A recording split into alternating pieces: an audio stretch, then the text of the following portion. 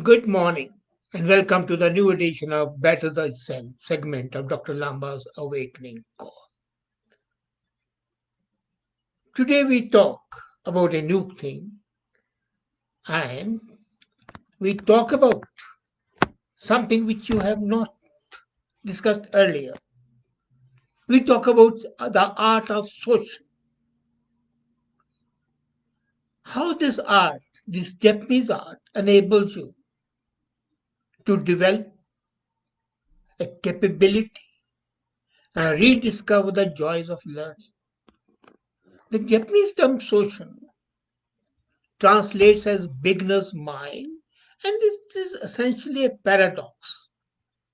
The paradox is that the more you know about a subject, the more closely you are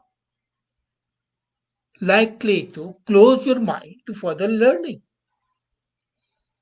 For the first time, this concept of social, which is a pretty old subject, dating back centuries, was put in a proper form in 1970 by a Zen monk, Suzuki, not the car maker.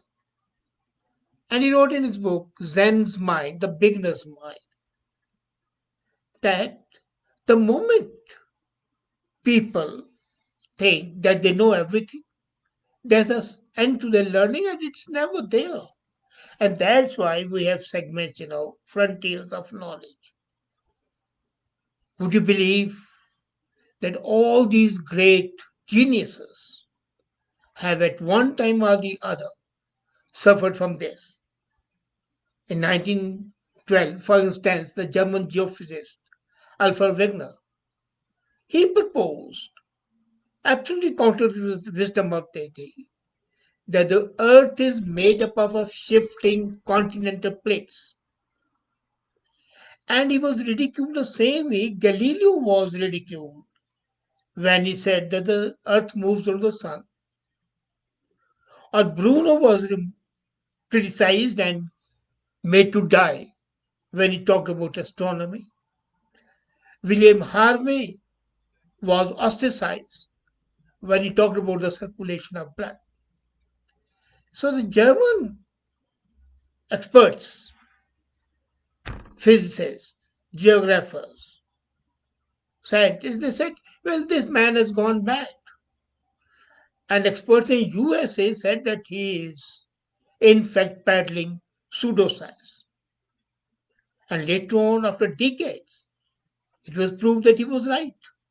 His theory was acknowledged. And that's not the only theory. Look at the neuroscientist Santiago Ramo, that adult humans are unable to grow new neurons in their brains. For decades, this was not accepted, and now it's accepted. So, merely having a university degree can lead people to overestimate their knowledge. And mind you, university degrees are no sign of wisdom. They may be a knowledge and indication of having read some books, deduced something, but they do not add to the wisdom. So people always overestimate understanding, apparently mistaking peak knowledge which they have studied at the university. And I've seen people when they come to me, they ask me, where did you read it? They forget that the deduction is not a part of reading. Deduction is one's critical ability. I come up with an idea, with a thought, and people ask me what's the link. How do I provide them the link to my brain, to my mind? So the desire of a human being to learn starts from the time the child is born. The freshness. And social is that art of keeping your mind fresh. An adult who cannot enjoy a fairy tale cannot learn.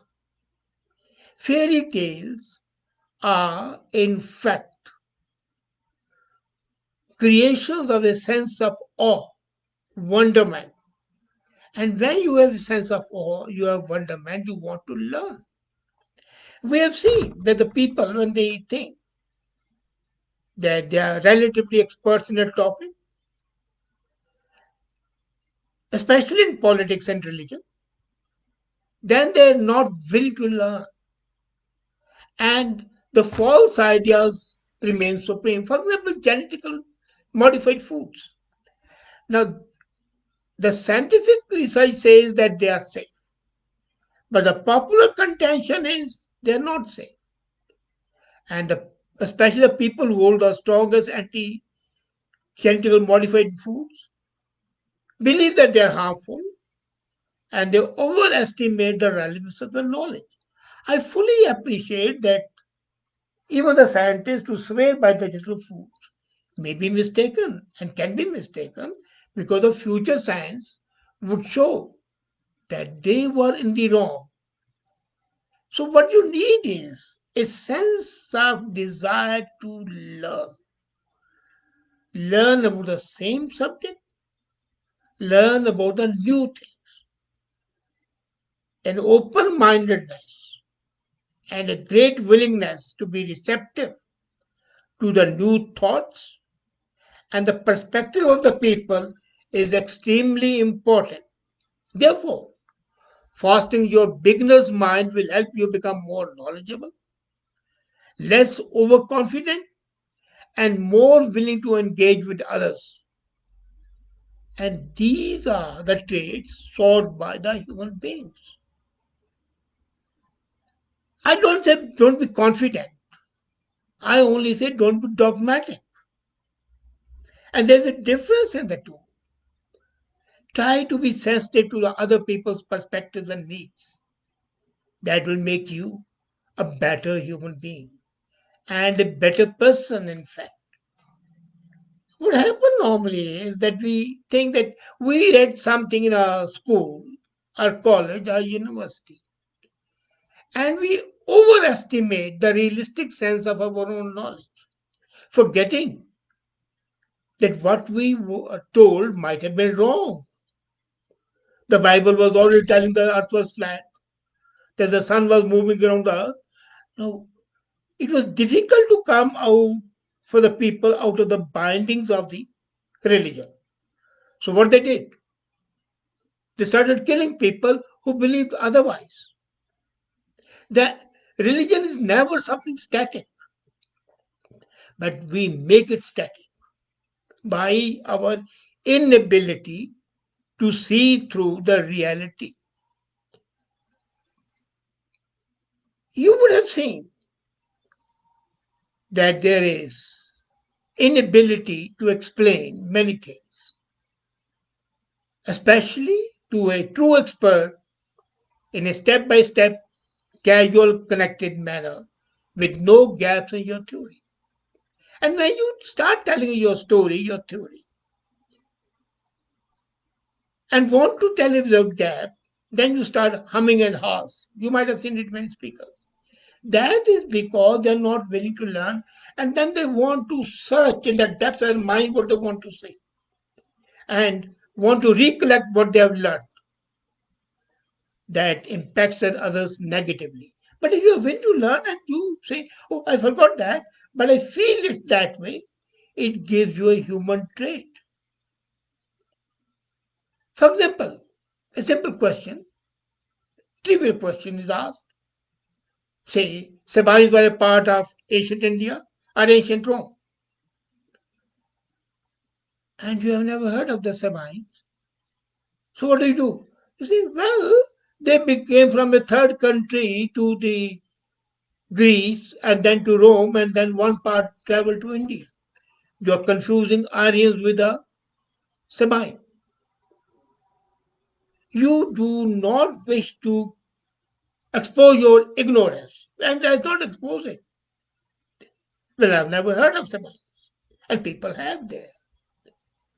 As a matter of fact, people who are interested in properly assessing how much they know should work harder in recruiting evidence and weighing evidence. That's the most important. I neither recruit evidence nor we weigh it. And until you can do it, you cannot have an open minded growth mindset. Now, if you really want to be a better human being, you need a growth mindset.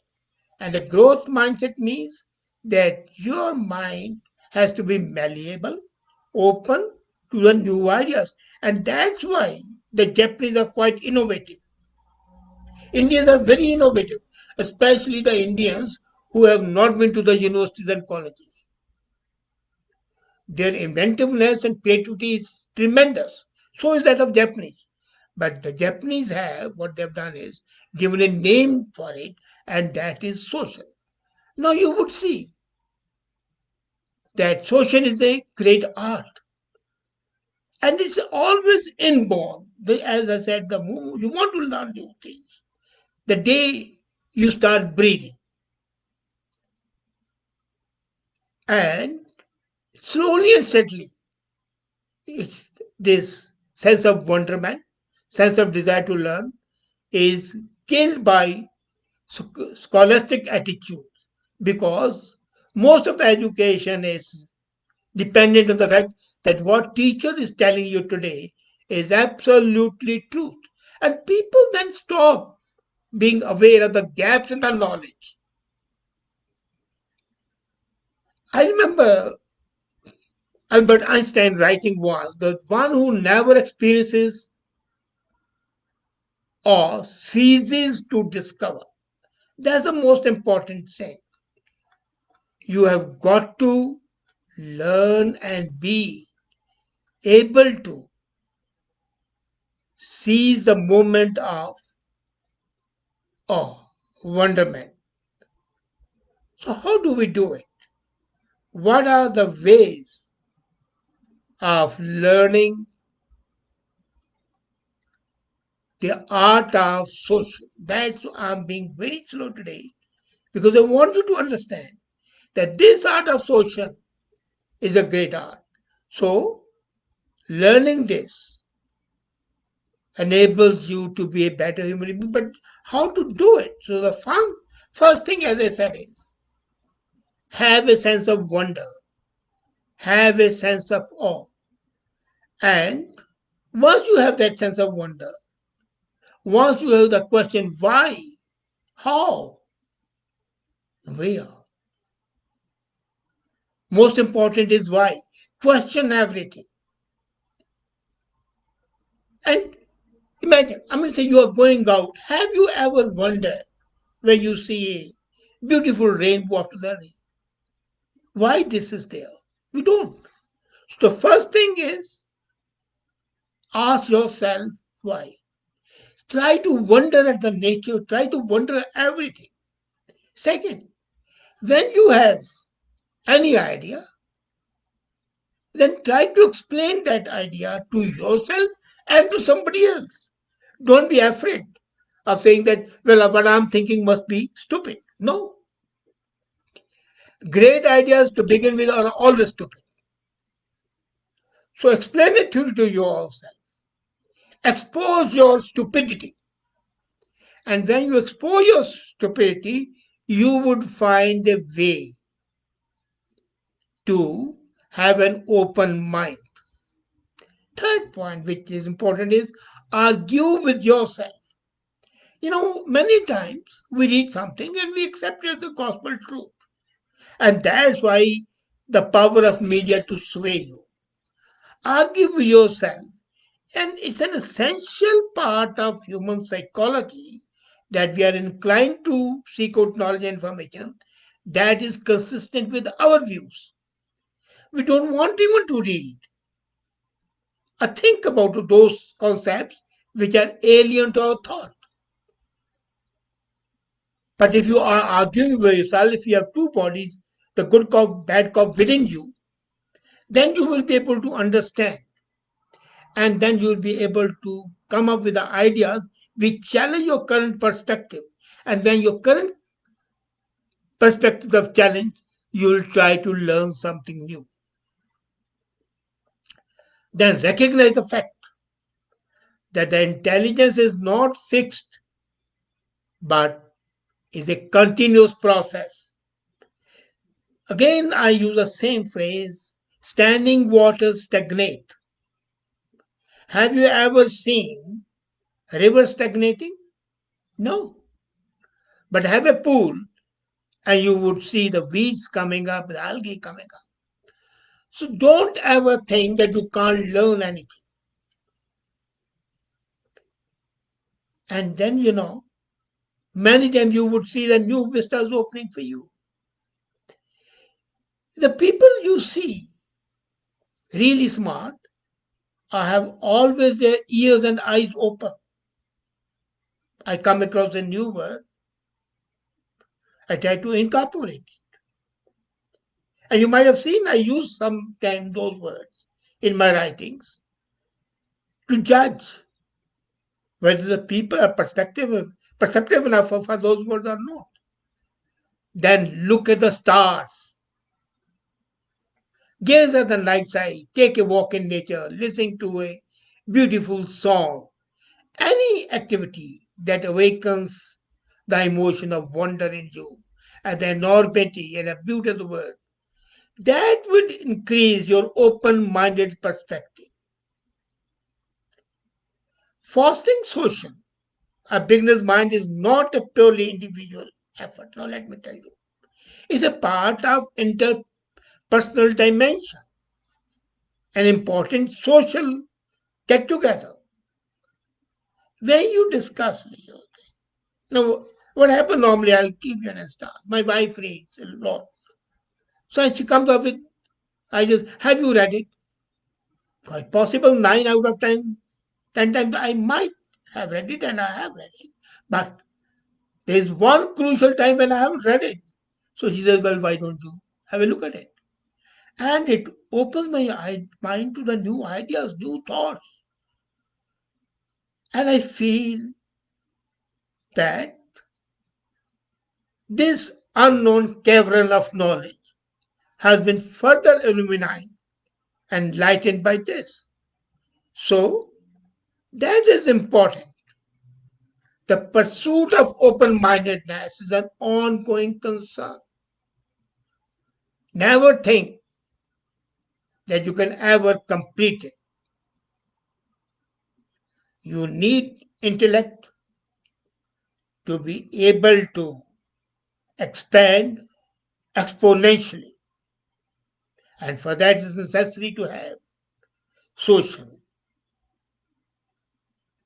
The Japanese concept of social, implemented after proper learning, keeping your mind open to awe, the joy of discovery, the joy of newness would make you a better human being. Thank you.